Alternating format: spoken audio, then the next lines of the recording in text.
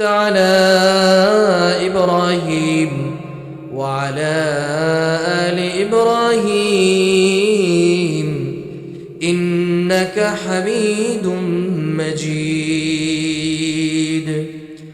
اللهم بارك على محمد وعلى آل محمد كما باركت على إبراهيم وعلى آل إبراهيم إنك حميد مجيد.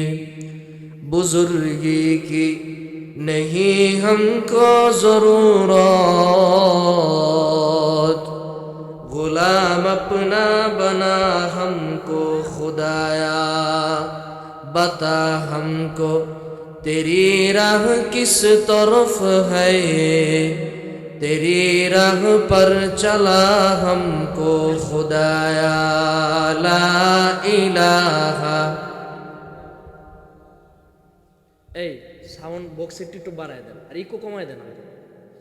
লা ইলাহা ইল্লাল্লাহ, লা ইলাহা ইল্লাল্লাহ, লা ইলাহা ইল্লাল্লাহ, লা ইলাহা ইল্লাল্লাহ, লা ইলাহা ইল্লাল্লাহ, লা ইলাহা ইল্লাল্লাহ, লা ইলাহা ইল্লাল্লাহ,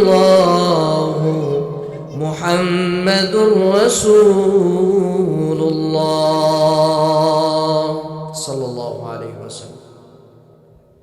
আলহামদুলিল্লাহ. সাইয়্যিদাতুন নিসা হাফিজিয়া বালিকা মাদ্রাসার উদ্যোগে আজকে দ্বিতীয় বার্ষিক ওয়াজ ও দোয়া মাহফিলে আমন্ত্রিত উলামা ইকরাম, আমার সামনে উপবিষ্ট মুরব্বিয়ানে আযম, আজকে যিনি আখেরি মোনাজাত পরিচালনা করবেন আল্লামা হাফিজ মাওলানা ওলি আহমদ হাফিজাহুল্লাহ ওয়া রাআ, সম্মানিত পীর সাহেব শাশি আলী চাঁদপুর, আমরা হযরতের জন্য দোয়া করছি. আতালাল্লাহু উমরাহু ওয়া বারাকাল্লাহু ফি হায়াতি. সকলে বলি আমিন. আজকের মাহফিলকে আঞ্জাম দেওয়ার জন্য যারা অক্লান্ত পরিশ্রম করেছেন, কলিজার টুকরা যুবক ভাইয়েরা, বৃদ্ধ বাবারা, পর্দার অন্তরালে অবস্থানরত শ্রদ্ধেয়া সম্মানিতা মা ও বোনেরা, আল্লাহর জমিনে আল্লাহর দ্বীনকে কায়েম করার জন্য সবচাইতে অগ্রণী ভূমিকা যারা পালন করছেন, প্রাণ প্রিয় যুবক ভাইয়েরা এবং আমার কলিজার টুকরা মহাব্বতের জামশাবাসী, আপনারা সকলে কেমন আছেন? আলহামদুলিল্লাহ, আমিও ভালো আছি. আমাদেরকে ভালো রেখেছেন কে? আমাদের সকলের হায়াতের মালিক কে? আমাদেরকে রিজিক দান করেন কে? আমাদেরকে রিজিক আল্লাহ দান করেন, এটা বিশ্বাস হয়? বিশ্বাস হয়? ওই আল্লাহ তাআলার জন্য আমরা সকলে শুকরিয়া আদায় করে বলি আলহামদুলিল্লাহ. সম্মানিত হাজিরিন,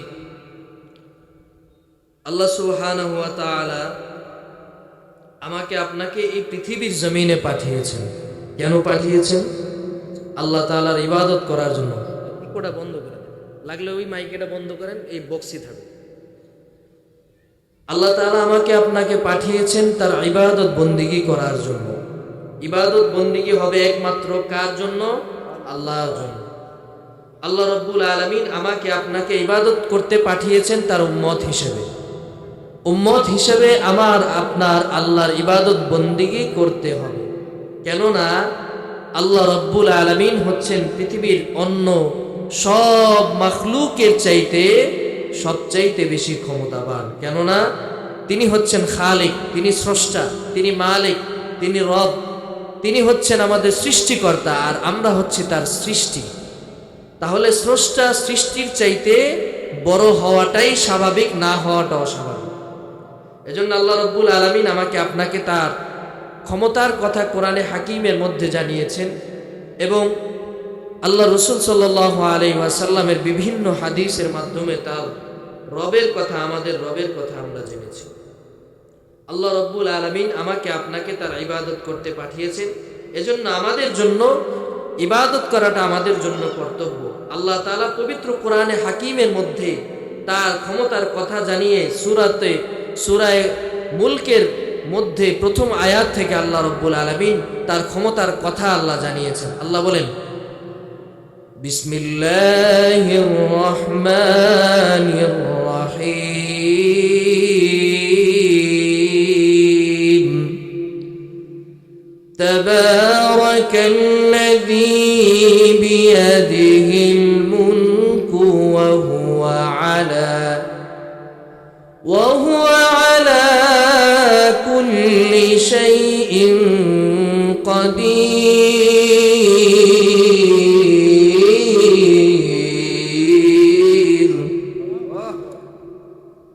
কুরআনুল হাকিম দ্বারা আল্লাহ রাব্বুল আলামিন জানায় দেন, তাবারাকাল্লাযী বিয়াদিহিল মুলকু ওয়া হুয়া আলা কুল্লি শাইইন কাদির। আল্লাহ রাব্বুল আলামিন জানায় দেন, তাবারাকাল্লাযী বিয়াদিহিল মুলক, মহান সত্তা হলেন তিনি, আল্লাযী বিয়াদিহিল মুলক, যার হাতের মধ্যে, পবিত্র হাতের মধ্যে সব কিছুর রাজত্ব আছে। ওয়া হুয়া আলা কুল্লি শাইইন কাদির, এবং দুনিয়ার সবচেয়ে বেশি ক্ষমতাবান যিনি। মুসলমানের স্বরে আওয়াজ দিয়া বলেন তিনি কে? আরেক আয়াতের মধ্যে আল্লাহ রাব্বুল আলামিন বলেন, ইন্নাল্লাহা আলা কুল্লি শাইইন কাদির।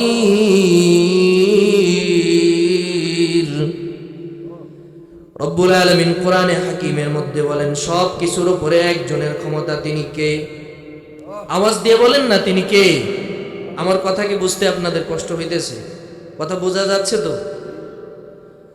আল্লাহ রাব্বুল আলামিন বলেন, ইন্নাল্লাহা আলা কুল্লি শাইইন কাদির, সব কিছুর উপরে আমার আল্লাহর ক্ষমতা আছে।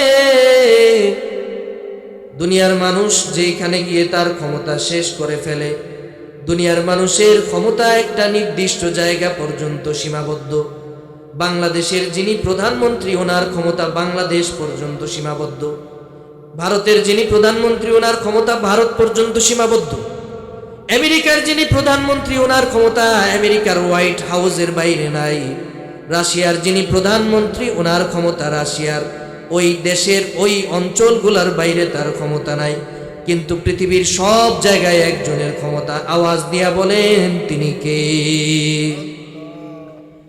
আল্লাহ রাব্বুল আলামিন বলেন, তাবারাকাল্লাযী বিয়াদিহিল মুলক, সব কিছুর উপরে আল্লাহর ক্ষমতা আছে।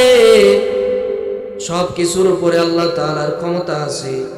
ওয়া হুয়া আলা কুল্লি শাইইন কাদির, পৃথিবীর সব কিছুর উপরে আল্লাহ তাআলার ক্ষমতা আছে। সবচাইতে ক্ষমতাধর হলেন আমার আল্লাহ। এই আয়াতের মাধ্যমে আল্লাহ রাব্বুল আলামিন তার ক্ষমতার কথা জানান দিচ্ছেন। মানুষ যেন আল্লাহ রাব্বুল আলামিনের ক্ষমতার কথা চূড়ান্তভাবে বুঝতে পারে, এই সংক্রান্ত আয়াতের মাধ্যমে আল্লাহ জানায় দেন। এরপরে দ্বিতীয় আয়াত থেকে আল্লাহ রাব্বুল আলামিন মানুষের সবচাইতে চিরন্তন সত্যের কথা আল্লাহ জানান। আল্লাহ রাব্বুল আলামিন দ্বিতীয় আয়াতে বলেন, আল্লাযী খালাকাল মাউতা ওয়াল হায়াতা লিয়াবলুয়াকুম আইয়ুকুম আহসানু আমালা। রব্বুল আলামিন জানায় দেন, আল্লাযী খালাকাল মাউতা ওয়াল হায়াতা লিয়াবলুয়াকুম আইয়ুকুম আহসানু আমালা। তিনি হলেন এমন একজন রব, তিনি হলেন এমন একজন মালিক, তিনি হলেন এমন একজন খালিক, তিনি হলেন এমন একজন মাবুদ, যিনি মানুষের জন্ম, মানুষের মৃত্যু, মানুষের হায়াত, মানুষের ইন্তেকাল সব কিছু আমার আল্লাহ নিজ হাত দ্বারা সৃষ্টি করেছেন। বলেন সুবহানাল্লাহ। আমাদের জীবন হায়াত সৃষ্টি করেছেন কে? আওয়াজ দিয়ে বলেন কে? আল্লাহ। আমাদের জীবন সৃষ্টি করেছেন কে? আল্লাহ। আবার আমাদের মৃত্যুকে সৃষ্টি করেছেন কে? এটাও আল্লাহ সৃষ্টি করেছেন। এই ব্যাপারে কোনো সন্দেহ আছে? চাচার মনে হয় সন্দেহ আছে। আছে সন্দেহ? কোন ধরনের সন্দেহ আছে? কেউ যদি মনে করে আমাদের জীবন সৃষ্টিকারী আল্লাহ না অন্য কেউ, তাহলে তার ঈমান থাকবে? ঈমান থাকবে? ঈমান থাকবে না। জীবনও যিনি সৃষ্টি করেছেন, মৃত্যুও তিনি সৃষ্টি করেছেন। জীবনের সৃষ্টিটাও তার হাতে, মৃত্যুটাও তার হাতে, তিনিই সব কিছুর সৃষ্টিকর্তা।